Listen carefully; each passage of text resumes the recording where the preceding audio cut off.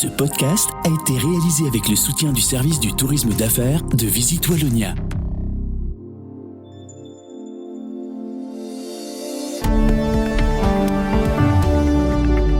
Merci de vous informer avec Trends Canal Z. Tout de suite, retrouvez Z sur 7, votre podcast quotidien. Nous sommes le mardi 4 février. Votre podcast aujourd'hui est écrit par Léo Rochet et animé par Anne Marchand. Bonjour à tous et à toutes. Aujourd'hui, à la une de votre épisode, le président du MR a présenté ce lundi les membres du parti qui intègrent le gouvernement Arizona. L'occasion de rappeler les priorités. Les plus importantes réformes de ce gouvernement sont dans le volet emploi. Les mots de Donald Trump sont clairs. It will definitely happen with the European Union, I can tell you that. Après le Mexique, le Canada et la Chine, les taxes douanières devraient arriver en Europe. Les 27 se sont rassemblés hier pour s'y préparer. So we're going to change that. We're going to change it fast.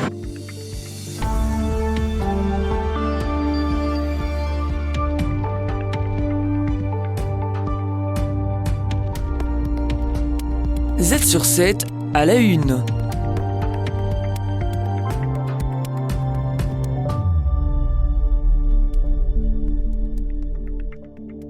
Le président du MR dévoile les membres de son parti qui rejoignent le gouvernement Arizona largement renouvelé. Bernard Quintin gère la sécurité, l'intérieur et Belléris, Mathieu Billet l'énergie, Éléonore Simonet les classes moyennes, les indépendants et les PME. David Clarinval, déjà présent dans le Vivaldi, conserve l'agriculture et reprend l'emploi et l'économie. On écoute Georges-Louis Boucher, président du MR. Les plus importantes réformes de ce gouvernement sont dans le volet emploi. Donc sous la direction de David Clarinval, avec des enjeux par exemple sur les flexi-jobs, avec un plafond qui passe de 12 000 à 18 000 euros, avec également une augmentation des heures étudiantes de 400 à 650 heures, mais des mesures aussi, par exemple sur des préavis, puisque les préavis seront limités à 12 mois. David Clarinval dirigera la réforme du marché de l'emploi, visant notamment à réduire les allocations de chômage pour stimuler l'emploi. On va limiter le chômage dans le temps, après 2 ans. Et donc, c'est une révolution qui va être mise en place en Belgique, puisque vous savez qu'on était un des seuls pays à pouvoir bénéficier pour les demandeurs d'emploi du chômage à durée indéterminée. De son côté, Éléonore Simonet a été choisie pour ses compétences dans le monde des entreprises. Il y a une partie simplification administrative où on va retrouver de la réduction des obligations fiscales, sociales, de rendre plus facile votre introduction de déclaration TVA. Vous allez aussi avoir un pôle plus baisse des charges qui est très important à l'heure actuelle. Vous avez également la protection sociale. Il va falloir arriver à un niveau un peu comparable à celle des employés. Comme le souligne David Clarinval, le nouveau gouvernement veut conserver l'indexation automatique des salaires, mais prévoit d'importantes réductions de charges pour les entreprises. On a obtenu une diminution des cotisations sociales pour plus d'1 milliard d'euros pour les travailleurs. Donc ça va permettre vraiment de pouvoir donner un coup de boost puisqu'on diminue le coût du travail en Belgique. Et puis la réforme fiscale qui va aussi faire 5 milliards de diminution de charges sur le travail. Le nouveau ministre de l'Énergie veut réduire les charges des entreprises en baissant les factures d'électricité et prévoit des discussions avec Engie et Elia sur les investissements énergétiques.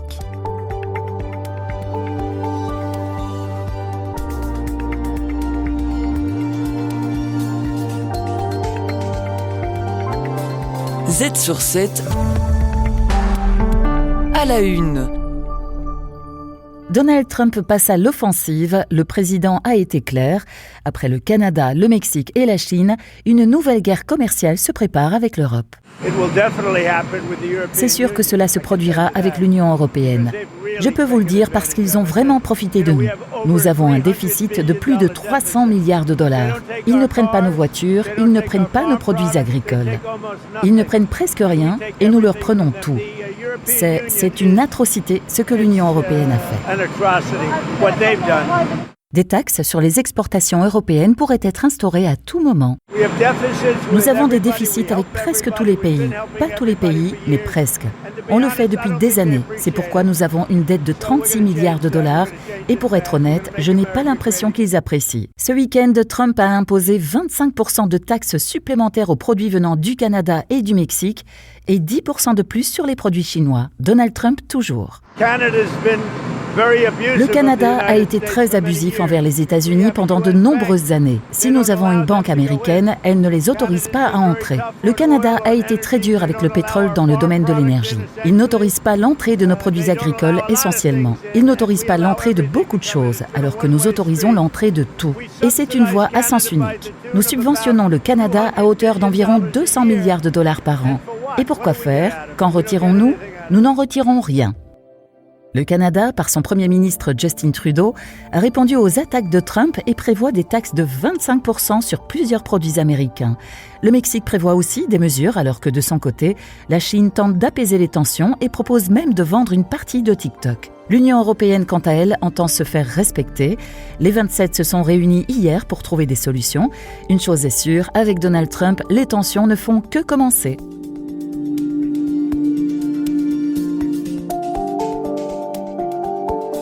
Z sur 7 à la une.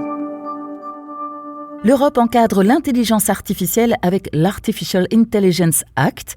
Laura Couchard, experte juridique chez Acerta, explique comment cette loi européenne va impacter les entreprises et les PME. Les entreprises ont l'obligation de fournir la connaissance suffisante au sujet de l'intelligence artificielle utilisée dans l'entreprise à ses collaborateurs. Donc ça implique concrètement quoi pour l'employeur? D'abord de s'interroger sur les outils qu'il utilise au sein de son entreprise. Ensuite, de former ou de sensibiliser ses collaborateurs à cet usage. Et puis, éventuellement, d'encadrer cet usage. L'employeur doit former ses employés à utiliser l'IA de manière responsable.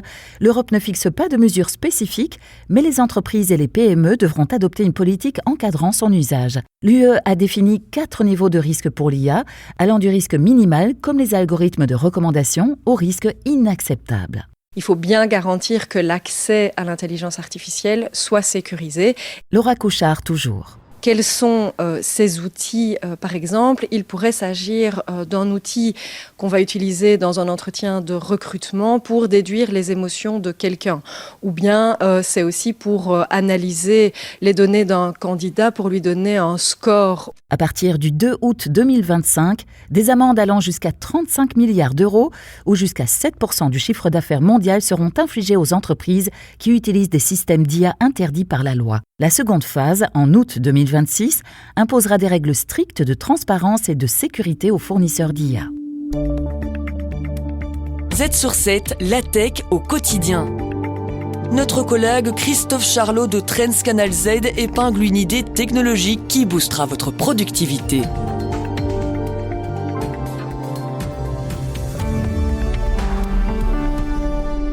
Aujourd'hui, on revient sur le sujet IA qui a défrayé toute la chronique la semaine passée, DeepSeek. Au-delà de la guerre sino-américaine et de toutes les questions que cela pose sur le marché, Christophe Charlot, journaliste expert du numérique pour le magazine Trends Tendance, se penche sur l'outil en lui-même.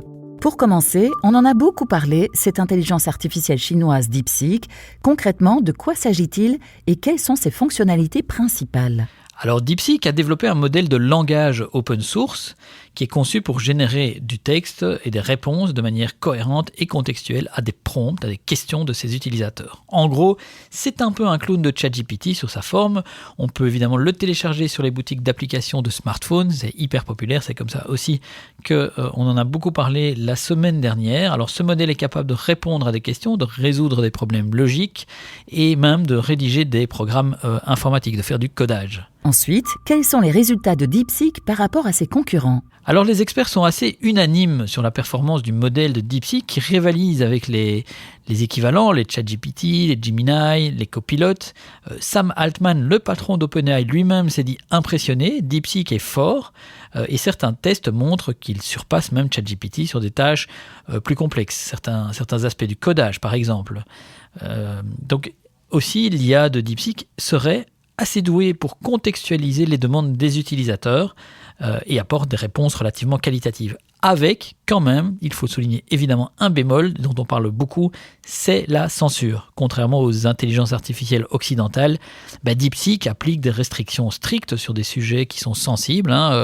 Parlez-lui de la de la répression sur la place Tiananmen, sur les droits de l'homme en Chine et autres, parfois l'application donne la réponse mais la supprime directement, et parfois elle formule sa réponse de sorte à ne pas répondre et donc de ne pas critiquer le régime. Donc en résumé, DeepSeek est un outil puissant, performant, qualitatif, mais qui est limité par la censure notamment, ce qui peut évidemment poser des problèmes pour ceux qui cherchent une intelligence neutre. Pour terminer, faut-il se méfier de DeepSeek en raison de ses pratiques en matière de censure et de collecte de données ? Oui, alors en tout cas, mieux vaut rester vigilant, car évidemment des préoccupations ont été soulevées, on l'a dit, en matière de censure, mais aussi en matière de collecte et de stockage des données des utilisateurs. Selon la politique de confidentialité de DeepSeek, les informations qui sont collectées sont stockées sur des serveurs qui sont situés en République populaire de Chine, évidemment, ce qui soulève la question de la confidentialité, de la sécurité des données, puis du lien aussi avec le gouvernement chinois. Donc forcément, il vaut toujours mieux être vigilant à ce qu'on met en ligne, surtout si ce sont des données sensibles, voire confidentielles. Mais ça, je dirais que quelque part, c'est valable pour DeepSeek, mais au fait, soyez vigilants avec n'importe quel modèle d'intelligence artificielle.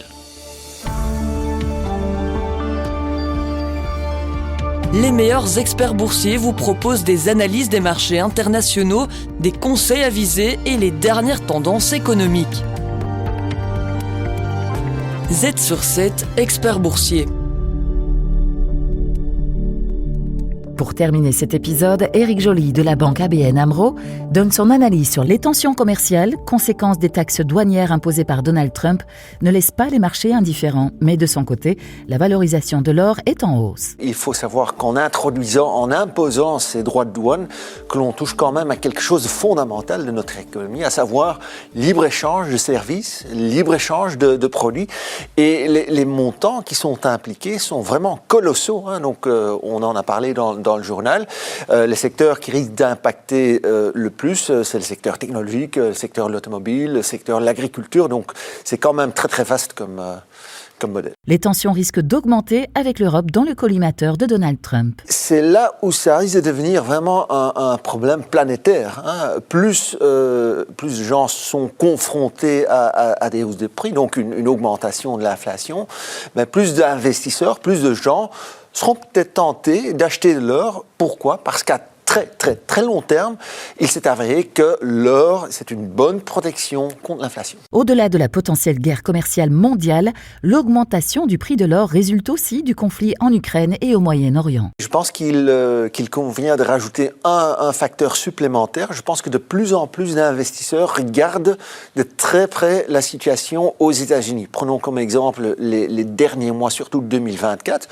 On a vu qu'à ce moment-là, c'était surtout des investisseurs américains, privés, qui ont acheté de l'or à travers des trackers. Aujourd'hui, à mon avis, il y a beaucoup d'investisseurs, pas seulement des investisseurs américains, mais également des investisseurs à travers le monde, qui regardent de très près l'évolution de cette dette américaine qui, je vous le rappelle, est colossale. Et donc, je pense que c'est aussi en quelque sorte une façon de se protéger contre quand même une certaine imprévisibilité. Alors, l'évolution du prix de l'or reste incertaine, même si récemment, on a pu observer la Banque centrale européenne acheter massivement de l'or et la Chine aussi après une période d'inactivité. Clairement, on peut voir un mouvement à deux tendances. Dans un premier temps, les banques centrales, surtout des pays émergents, s'inquiétaient de la stratégie qui avait été mise en place par l'Europe, par les États-Unis, et qui consistait à geler les avoirs russes. Et donc, ces banques centrales se sont dites, ouais, à quand notre tour ?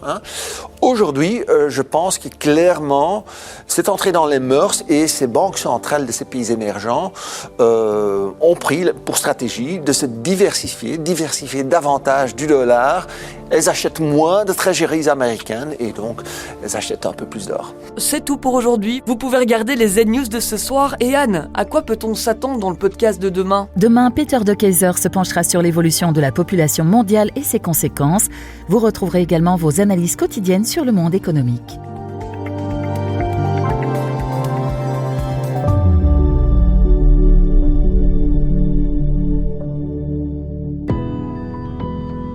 La Wallonie est la destination idéale pour vos événements professionnels. Infrastructures de qualité, cadre inspirant et services personnalisés. Séminaires, conférences ou congrès, mais également des idées pour vos team building. Profitez d'un environnement accessible, moderne et naturel. Rendez-vous sur visitewallonia.be.